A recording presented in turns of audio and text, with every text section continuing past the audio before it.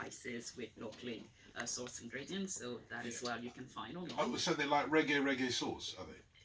Similar. Except the French would be what? What's the French equivalent of reggae? What's the French equivalent of reggae? There is They don't- No, there is There's no French equivalent. equivalent of reggae. Maybe There's no French equivalent of reggae. No, there is some reggae called reggae in French. Yeah. We don't Exactly. change it. It's exactly There is some reggae artists as well in France, Yeah, which but are not as big as French the. reggae, you know. No, there is some actual. French reggae, Serge Gainsbourg. Yeah, do there you is. remember No, that? no, no, no, no, no, no. No, Sorry. I'm talking about Tonton David, Yeah. Tyro. There is a lot of brothers from Martinique and Guadeloupe, Guadeloupe. MC Jané, Well. Yes. Kalash, you know, there S-Rise. is S-Rise, I'm here. So there is a few. So there is no equivalent, I think. And there's no Bob Marley, more importantly. Yeah, there's no French Bob Marley, is there? Not yet. Yeah. What do you mean not yet? Not yet. What do you mean not yet? It could be. Let's just leave that conversation to one side, for goodness sake. S-Rise. Sorry, you were saying, Carrie, much more So- sensibly. So I was saying that I have that, Not Marina's yet. jar, which is the range of marinades. Yeah, yeah. And So sauce that I have. where can people find out about all of this stuff? MaryLittleJar.co.uk is the website. Okay. I literally just launched a new pop-up branch called Pickle and Mingle. It's Yeah, all yeah. down to fermentation and pickling food to bring back the good bacteria Okay. in your gut. There we go. Well, absolutely, there we go. Out of interest, Melina, did you get your job because you were prepared to more or less live in St Pancras? No, I got my job because I wanted to be able to go in Paris and see my mom as quickly and as soon and as frequently as possible. Hang on. Before you say that, we're going to say goodbye to Abdoulaye. Abdoulaye Traore. Yeah, because it's past his bedtime. He's only 15 years old. Paris Saint-Germain. And he's representing. It's absolutely wonderful. Have you enjoyed, Abdoulaye? Have you enjoyed your experience here? L'expérience ici, oui? C'est bon? C'est très bon, oui? Oui? Oui? Oui? J'ai vraiment aimé. Franchement, c'est très très bien. Yeah. All you have to do now is learn some English by the next time you come in. He said that he really liked it. He had a very good time. Yeah. Apart from me, apart from my jokes. You didn't like my jokes, did you? You didn't like my jokes. Ah, je suis fier de toi aussi. And he's very proud of you. You tried very hard to speak Merci, French. merci. And très if you beaucoup. want to see Je him parle play, français comme les Français alors. Chanson d'amour. for me, just say PSG. PSG. Ici, c'est Paris. Ici, c'est Londres.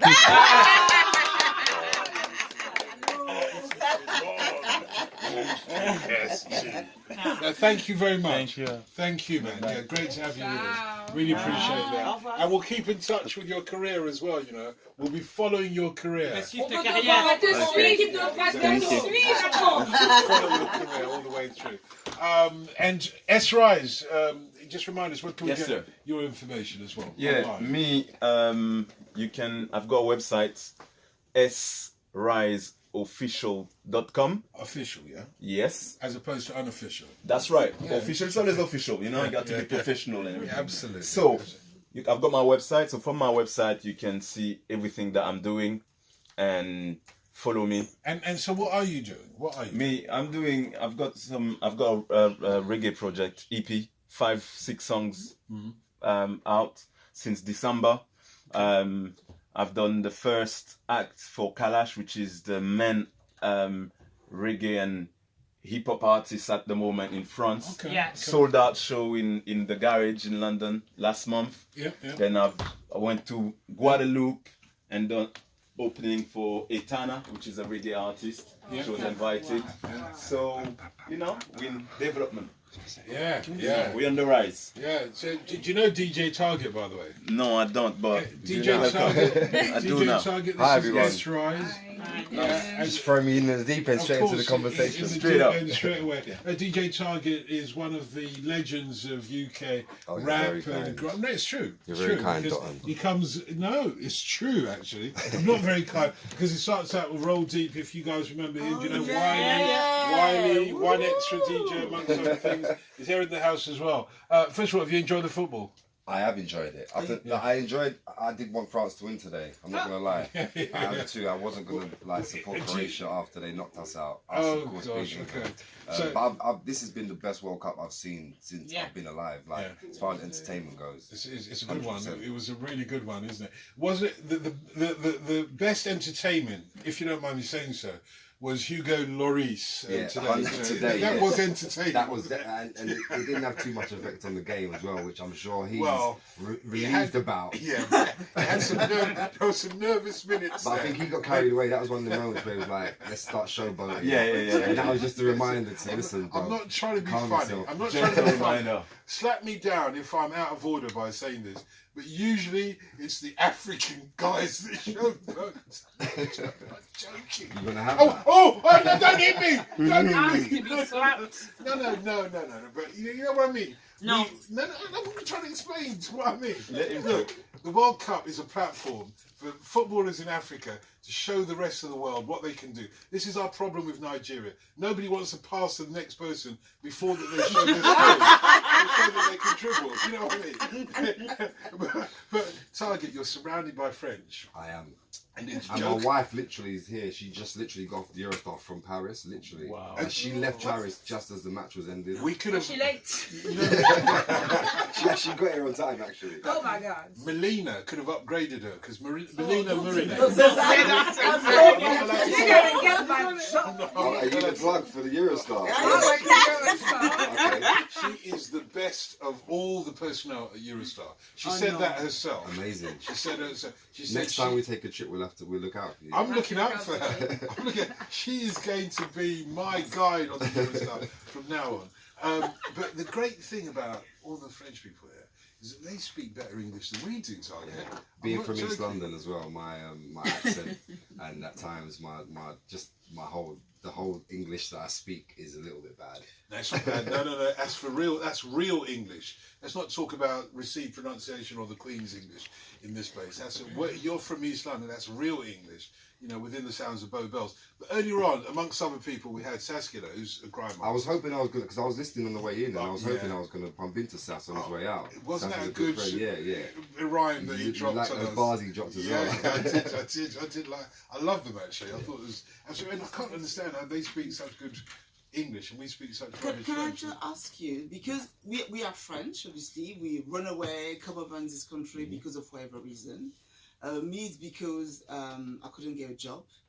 You know, in France, the last job I got offered was to work at Universal, and I was like, nah, I don't want to do that. Look at them. Now, they're gonna hate me. I'm gonna hate them. I just want to go somewhere where I can stand from fresh, but I will be able to, in 10, 15, 20 years, say I have the life that I actually want, exactly the way I want to.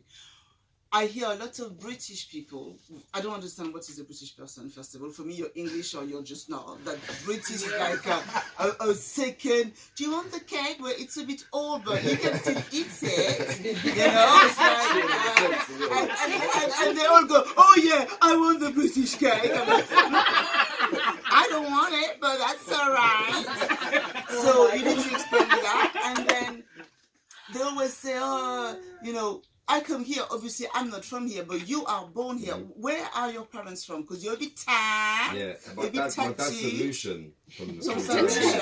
I could see the swell in the bed. Yeah. And French people say Saint Lucia. Saint Lucia. There you go. That's what they say. Yeah, They that's Guadeloupe. Saint Lucia. So how do you feel as what? Your third generation, second generation? My mum and dad. My dad actually came here. Like as a young man, so like Windrush. yeah, during the Windrush, yeah. So what would that make me? Second generation? Yeah. Third, I second, guess. yeah. But my mum was born here, so like, that kind of balances it out. So the old Windrush, which I found absolutely extraordinary, like, oh my God, really? I mean, is it?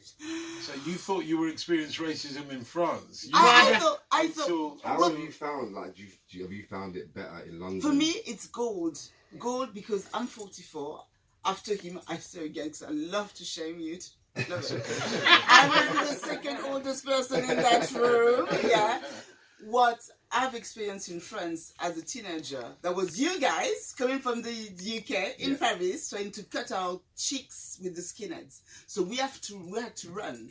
and it was more than very upfront. It was like threatening. You know, you go to school, you're dressed up, and you go home, you're naked, or you've got your cheek bleeding, and you don't know why because there's a football match or whatever. So that was. And I think as Generation comes, it got way better. We kicked your ass out of France, by the way, to Skinhead. They came a few years and then they never came again. But I wonder, here people are complaining, and I'm like, wow, but if you knew what I had to do to get a job, to get and to be fair, I never grown up in an estate. I'm adopted by a white family. So I relate to a lot of things, but I experience a lot of different things, you know. And when I come, I'm like, well, you don't have it super good, but nothing can compare to what we've had it. So how do you have it? I think when I was younger, you know, growing up in the 80s, do you know what I mean?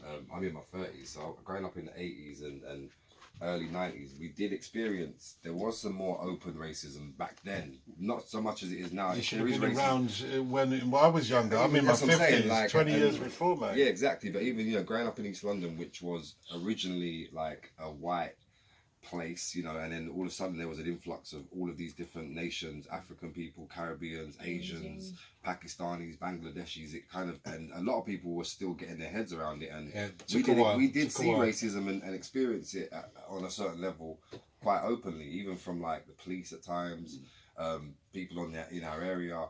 But as, you know, time progressed, I think people they keep their racism hidden, or it's kind of hidden in different ways now in society. Isn't it over time, though, that people get accustomed to, because in a way you can almost understand if you're from an older generation and you see your neighbourhood or whatever transform. You know, a lot of people can't get their heads around all the new buildings in London. You know, I go to Tottenham, they're building some huge high-rise right on the corner of Seven Sisters Road and Tottenham High Road.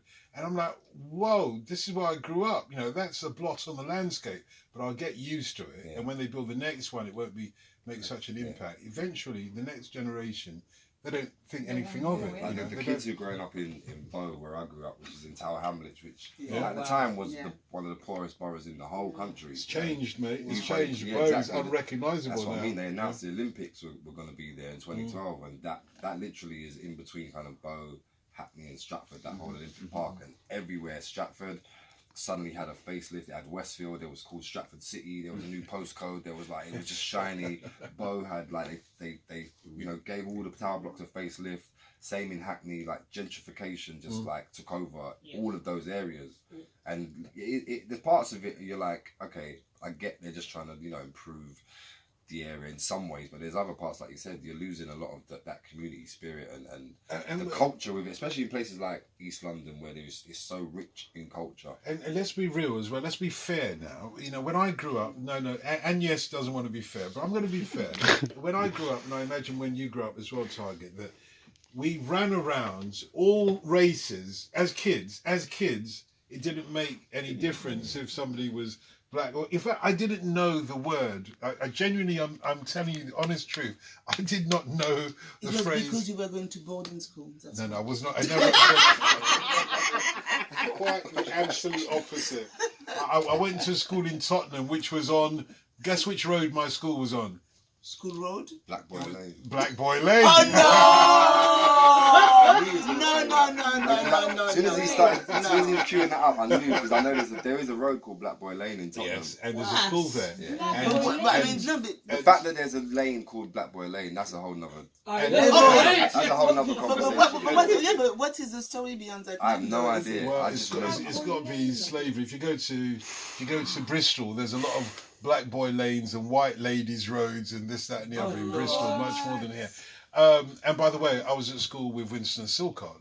They won't know, but you will know. Yeah. So quite apart from being at a boarding school, I was quite the opposite. But the point I was going to make was that, look, kids of all races, we used to run around the streets, in the East End as well. Every now and then, we'd go out to the East End, and I couldn't tell the difference. You know, nobody ever said, oh, there's a white guy, there's a black guy, there's an Asian guy, whatever. It was just like kids, you know.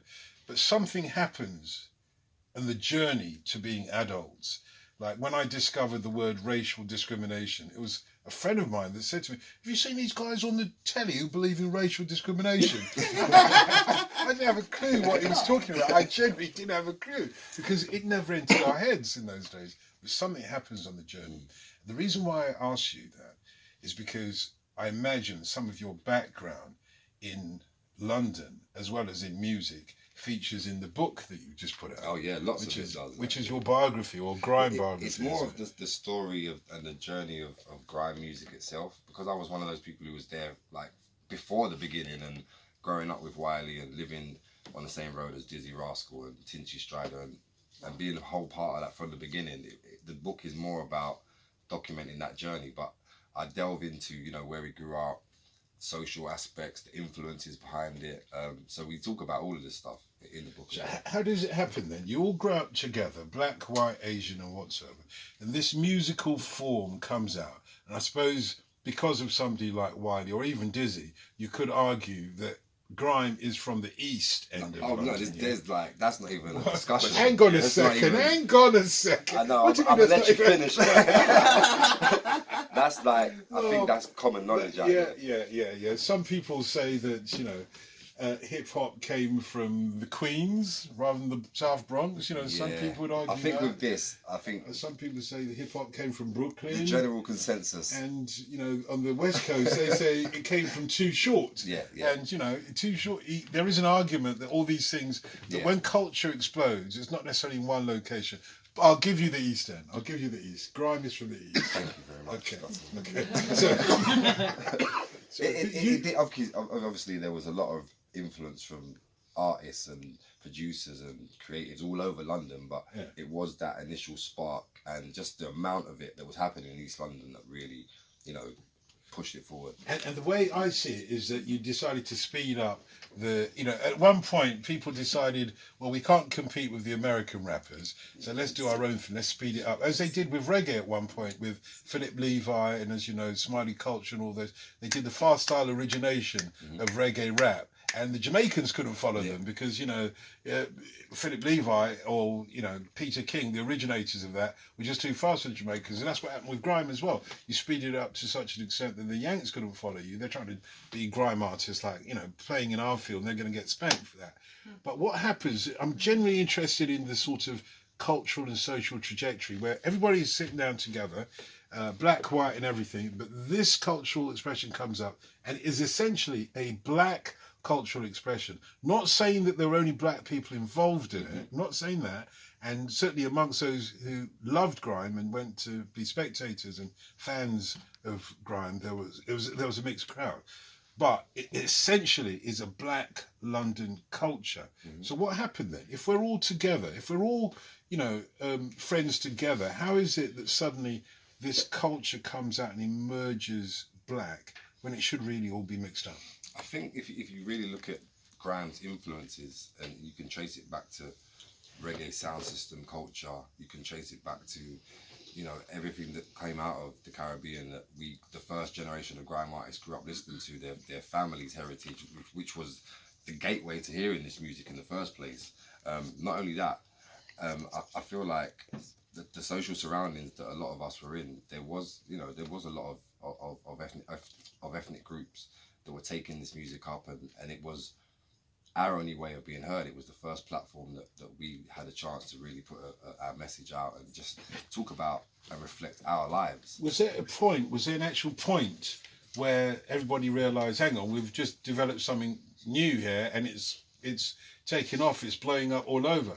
Was there an actual point? Do you remember that? I think not in the first few years. Everything we did, it was like happening so fast, and we'd be on pirate radio, and that was an achievement, and we were just happy that our local estate would hear us on the radio. And then that went from that to like a local club, which was probably a 200 capacity, and we'd go and do that, and before you knew it, people outside of London would have heard about it. We'd go and play at a big club that's in Milton Keynes, for example, 3,000-4,000 people, and all this time, everything's happening so quickly, and we never really had any time to stop and say, hang on a minute, look what we're doing. It's only like when we look back at times like now, we can really have that 12 years, 15-year kind of history that we can look back on, and we can say, hang on a minute, we really did build something from nothing. But at the time, it was one thing after another, and we were just trying to get, you know, another rung up the ladder each time we achieved something. It's a time when you're you're at the birth of a culture, and everybody ignores you, and you become huge, but you actually were huge. But at the time where they say, oh, you become mainstream. Mainstream is that now they can't ignore you no more. And I know because I'm 44, so I was in the birth of the hip hop in France. I've hung out with all those guys. They were 26, I was 18, selling champagne in the bar and doing this. And you're rolling into it. Why don't you take pictures? But you're in it. You don't see it. And then, but in France, why we got so big, and the hip hop is the second country after France is the second consumer of hip hop after America, because our president said, "This is it. We need to stop all this nonsense import. We're gonna cap it to 40%." So suddenly, the English rappers or any music that has English are going to cap. So cap to 40%. So all the record companies were like, okay, so if we can have XYZ from America, who do we have? We're like, we're here and we are smashing it, and then suddenly, bam! But with you, what always shocked me when I was in the UK, it's like the UK never support their own culture. Yeah. I mean, I remember I went to Oxford Circus when they had this huge record shop that closed now.